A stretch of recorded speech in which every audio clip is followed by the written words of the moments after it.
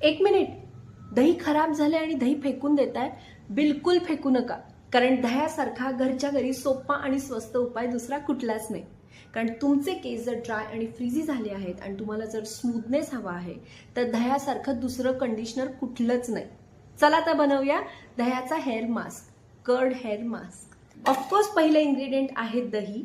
दह्याने केस smooth तर होतातच, पण शाईनही येते. आणि ज्या लोकांना डॅन्ड्रफचा प्रॉब्लेम आहे त्यांचा हा प्रॉब्लेम सतत दही अप्लाय करून बऱ्यापैकी हा प्रॉब्लेम कमी होऊ शकतो. आता दही किती घ्यायचं, तर मी साधारण 3 ते 4 चमचे घेते, पण तुम्ही तुमच्या हेअर लेंथ अकॉर्डिंग जास्त किंवा कमी क्वांटिटी ॲडजस्ट करू शकता. दुसरा इन्ग्रेडियंट आहे तांदळाचं पीठ.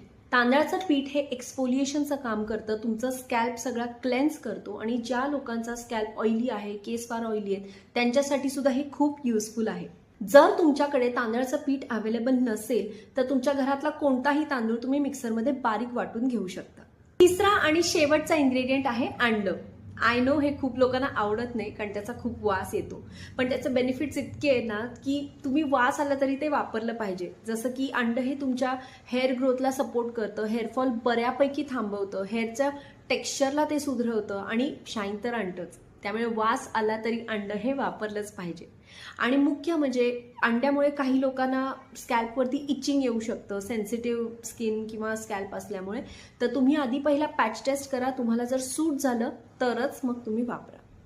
नेक्स्ट स्टेप म्हणजे मी आता तिन्ही इन्ग्रेडियंट्स इथे मिक्स केलेले आहेत आणि ब्लेंडरमध्ये किंवा मिक्सरमध्ये आता हे तिन्ही इन्ग्रेडियंट्स छान असे बारीक वाटून घ्यायचे.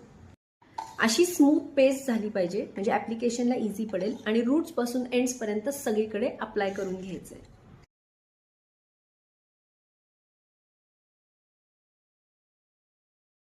ॲप्लिकेशन झाल्यानंतर मी शॉवर कॅप यूज केली आहे. तुम्हाला जर शॉवर कॅप यूज करायची नसेल तर हे कम्प्लिटली ऑप्शनल आहे, पण ह्याचे बेनिफिट्स खूप चांगले आहेत. शॉवर कॅप नसेल तर तुम्ही कुठलीही प्लास्टिक बॅगसुद्धा वापरू शकता.